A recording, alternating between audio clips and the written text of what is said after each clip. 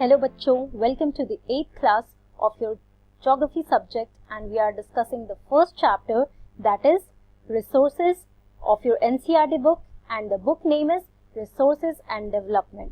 तो बच्चों ये आपका सेशन 8 है and let's start with our discussion. तो बच्चों एक बार ब्रीफ रिकैप करते हैं कि हम लोगों ने अपने पिछले क्लास में क्या क्या कवर किया था. तो लास्ट क्लास में we talked about resource conservation and its importance. तो मैंने आपको एक ब्रीफ आइडिया दिया था कि रिसोर्स कंजर्वेशन क्या होता है, right, using the resources very wisely and in judicious way, right. तो ये रिसोर्स कंजर्वेशन में उसके इम्पोर्टेंस क्या है. तो मैंने आपको ब्रीफ आइडिया दिया था कि every individual, every person can contribute in resource conservation and how, by reducing the consumption, also recycling the resources and reusing it. तो आज हम लोग एक बार डिटेल में, जो भी मैंने पिछले क्लास में एक आपको रिसोर्स कंजर्वेशन का आइडिया दिया था, आज उसको अपने इस नेक्स्ट क्लास में एक बार डिटेल में डिस्कशन करते हैं. ओके, तो let us talk about conservation of natural resources. Okay, so this is our topic today, conservation of natural resources. मैंने आपको ब्रीफ में पिछले क्लास में बता दिया है, बट एक बार सारे पॉइंट्स को एक बार मैं कवर करूंगी. Okay, so conservation is the proper management of a natural resource to prevent its exploitation, destruction and degradation. तो ये तीन इंपॉर्टेंट टर्म है यहाँ पे आपके पास.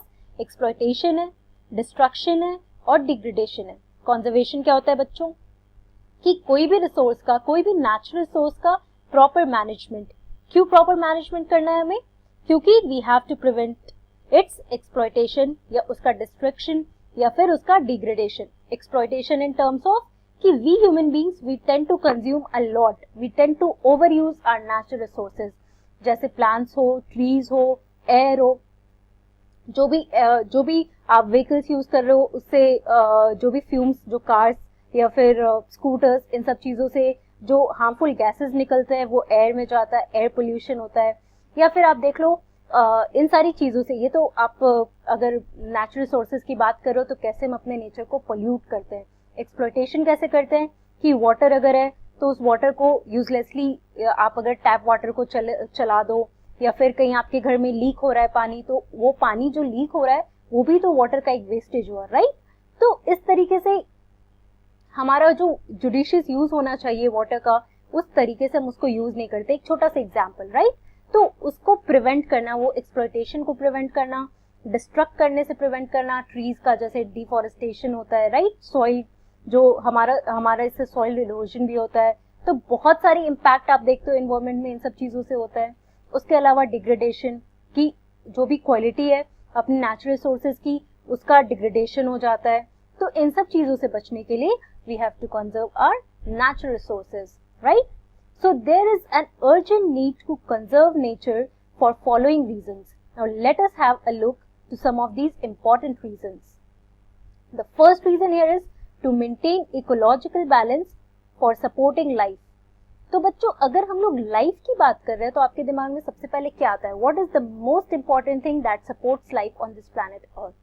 I think सबसे पहले अगर आप सोचोगे तो आपने ज्योग्राफी में क्लास 6 ये सब नहीं पढ़ा होगा, तो एयर और वाटर आपके दिमाग में सबसे पहले आएगा, द बेसिक नेसेसिटी, राइट. तो जो एयर, वाटर, सॉइल, लैंड, ये जितनी भी चीजें हैं जो भी हमारे अर्थ सरफेस पे प्रेजेंट है, दीज नेचुरल रिसोर्सेज, उसका एक we have to maintain that ecological balance. Why? That because these natural resources it helps in supporting our life. तो आपने देखा है कि अगर आप इमेजिन करो कि एयर ही नहीं होता, एटमॉस्फेयर ही नहीं होता अर्थ सरफेस पे, या फिर वाटर ही नहीं होता, तो how could have been life possible on our planet, right. बहुत डिफिकल्ट हो जाता. तो इसीलिए बच्चों ये जो भी हमारे नेचुरल रिसोर्सेज, ये हमें किसी ना किसी तरीके से it helps to satisfy our needs, the greedy needs, right. कि हम लोग फैक्ट्रीज बनाना पसंद करते हैं, हम लोग बड़ी बड़ी बिल्डिंग्स बनाना पसंद करते हैं, हम सारे ट्रीज को कट कर देते हैं just to fulfill our own needs, to satisfy our needs, right. तो इकोलॉजिकल बैलेंस जो हमारे पूरे इन्वायरमेंट का रहता है वो मेंटेन नहीं हो पाता, राइट. वो इम्बैलेंसिंग शुरू हो जाता है. So why is it urgent need to conserve nature? The first important point here is to maintain ecological balance, to support life, right. Now the second point here is to preserve different kind of species. अब ये different kind of species क्या होता है? ये हमारे environment में आप देखोगे तो ऐसा नहीं, आपको बहुत वैरायटी ऑफ स्पीशीज दिखते हैं, राइट? आप right from the plants to that of the animals. तो प्लांट्स में भी आपको बहुत छोटे छोटे प्लांट्स दिखेंगे, बहुत सुंदर सुंदर फ्लावर्स दिखेंगे, बड़े बड़े भी फ्लावर्स दिखेंगे, बहुत बड़े बड़े ट्रीज देखेंगे, तो वैरायटी ऑफ स्पीशीज है। वैसे ही अगर आप एनिमल्स में बात करो, इतने वैरायटी ऑफ स्पीशीज है बच्चों की आपको तो आधे से ज्यादा का नाम भी नहीं पता होगा, राइट? और इसी कंडीशन में होता है कि हम लोग अपने एनवायरमेंट के को इतना ओवर एक्सप्लॉइट करते हैं कि बहुत से ऐसे वैरायटी ऑफ स्पीशीज हैं जो एक्सटेंट है, you know, they are on the verge of extension. कुछ इंडेंजर्ड स्पीशीज हो जाते हैं, वल्नरेबल स्पीशीज होते हैं, राइट? तो ऐसे बहुत कैटेगरी में स्पीशीज हो जाते हैं। Why? Just because we are over exploiting our nature and it has its impact on us along with the plants, along with the animals, and you can take the whole environment, be it the air, water, soil, land, rocks, mountains, everything. तो हम लोग को ये जितने भी different kind of species है plants में, animals में, इन सबको preserve करना हमारे लिए important है। अगर हम preserve नहीं करेंगे तो वो balance नहीं create होगा। अगर वो balance नहीं create होगा तो हमारा जो अपना life है that would be also endangered, right? Now the third point is to make the resources available for present and future generations. अब बच्चों ये future generation की बात हो रही है, आप सोचोगे I am present here, I am in the present century, तो मेरे को जितना यूज करना होगा मैं उतना यूज कर लूंगा. Why to think about future generation? I will tell you why. Because अगर आप एक वर्ल्ड इमेजिन करो जहां पर आपके फ्यूचर जनरेशन जो आपके बाद के जनरेशन आएंगे, can you imagine a world for them जहाँ पे you want to live a world for them, जहाँ पे उनके पास कोई ट्रीज नहीं हो, उनके पास कोई फ्रेश एयर नहीं हो ब्रीथ करने के लिए, जो सॉइल हो वो बहुत ही इरोडेड हो, वो बिल्कुल डिस्ट्रक्टेड हो, और जितने भी रिसोर्सेज, जो भी नेचुरल रिसोर्सेज हमारे प्रेजेंट है वो उनके पास हो ही नहीं. तो कैन यू इमेजिन कि how will they survive? Obviously there is no point of their survival. उनका सर्वाइवल एक बहुत डेंजर में आएगा. क्यों? क्योंकि अगर हम लोग रिसोर्सेज को बहुत जुडिशियस वे में यूज नहीं करेंगे, we are not going to balance our needs and that of our environment, तो जो भी रिसोर्सेज हमारे पास अभी अवेलेबल है, obviously we are going to over exploit those. तो it is very important for us to make the resources available for the present, right? We are living in the present world, so we have to use these resources. ये तो हमारे लिए एक basic need है, हमारे लिए important है, but at the same time we have to think about the future generations. मतलब हमें इतना यूज करना चाहिए कि we are satisfied with the needs, also कि हमें एक कंजप्शन जो हमारा है उसको रिड्यूस करना चाहिए. जितनी हमें जरूरत है उतना यूज करो. That is called very useful, very wiseful and judicious way of using our natural resources, so that for our future generations also, ये जितने भी natural resources है that we are using today, we are living happily, that can be available to them also, right? And the last important and the most important point here is to ensure the survival of human race. Now, जैसे मैंने आपको बताया कि अगर एक time आएगा, अगर water ही नहीं अवेलेबल हुआ उनको, अगर उनके पास सॉइल, जो जिस सॉइल पे हम लोग अपना घर बनाते हैं, we have factories there, roads, everything, सब कुछ तो जमीन पर ही है ना. तो पता चला उनके पास तो कोई भी फर्टाइल लैंड नहीं है, कल्टिवेबल लैंड नहीं है उनके पास. तो how are they going to grow crops? How are they going to get their food? You can't imagine that, right? तो हमारा ऐसा ना कंडीशन हो कि ये इम्बैलेंस जो क्रिएट कर रहे हैं वो हम अपने नीड्स के लिए क्रिएट कर रहे हैं, वो हमारे सर्वाइवल पे ही बहुत ज्यादा डेंजरस हो जाए. Now to think of that and to ensure the survival of human race, it is very important for us to conserve our own natural resources so that we can use it till the time you're alive, and also for the future generations who are going to come after you, right? तो आपके 4 main basic points है conservation of natural resources के: to maintain ecological balance, second is to preserve the different kind of species, the third point is to make the resources available for the present and future generation, and the fourth point is to ensure the survival of human race, right? अब हम थोड़ा examples के through देखते हैं कि हमारे soil का कैसे हम लोग अपने सॉइल का कंजर्वेशन करते हैं, या फिर हम लोग वाटर जो है उसको कंजर्व करने का क्या तरीका है, राइट? तो एग्जाम्पल्स के थ्रू अगर आप ये सारे एग्जाम्पल्स देखोगे तो you will be able to know कि हाँ, there are some ways through which we can conserve the soil, we can conserve our water. Also, if we are going to do that, we have to implement, if we are going to learn that, you should implement that, right, in your own daily lives. आप अगर ये सारी चीजें समझोगे तो आप किसी और को भी बता सकते हो. आपके अगर घर के पास कोई फार्मर होगा तो आप उनको बता सकते हो that you can use this way to conserve the soil, right? तो हम देखते हैं. First here, the first image is of mulching. तो बच्चों अब समझते हैं mulching क्या होता है. तो इस फोटो में आप क्या देख रहे हो कि एक ट्री के अराउंड यहाँ पे कवर किया गया है अपना टॉप सरफेस जो सॉइल का है. तो इसको ये जो जिस चीज से कवर करते हैं इसको मल्च कहते हैं. Now mulching is what, you know, covering the और protecting the top layer, the top surface of soil is called mulching.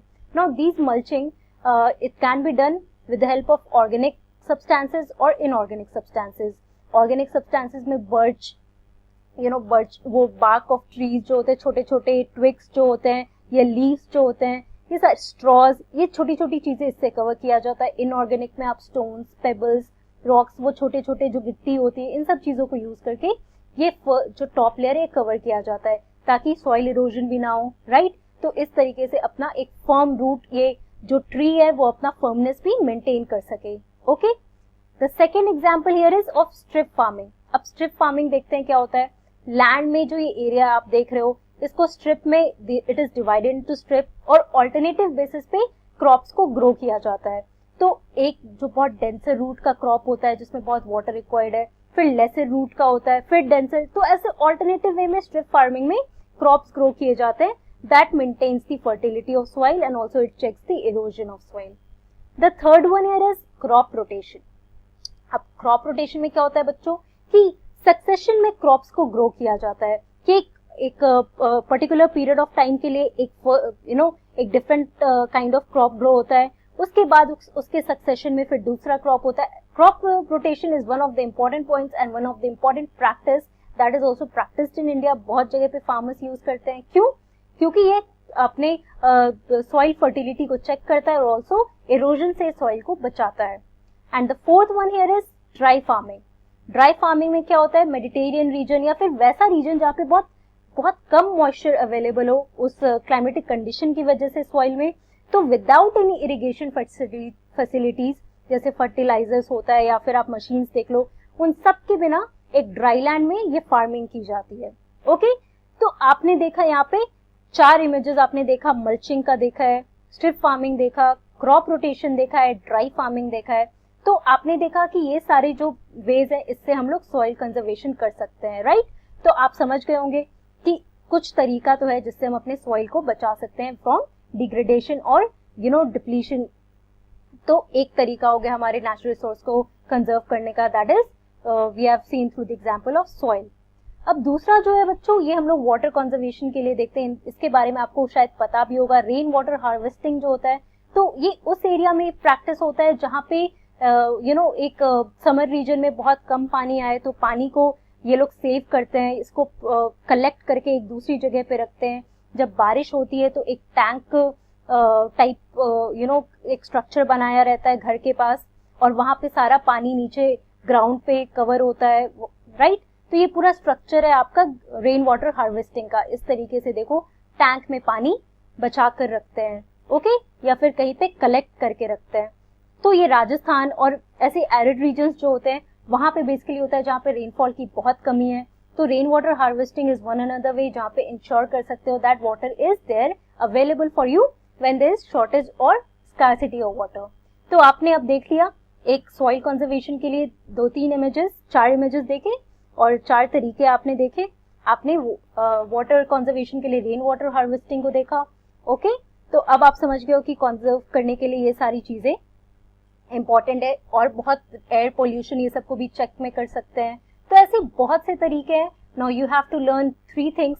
The first one is reduce, recycle, reuse. ये 3 पॉइंट जो है आपका, रिसाइकल करो, रिड्यूस करो, फिर से रीयूज करो, है ना.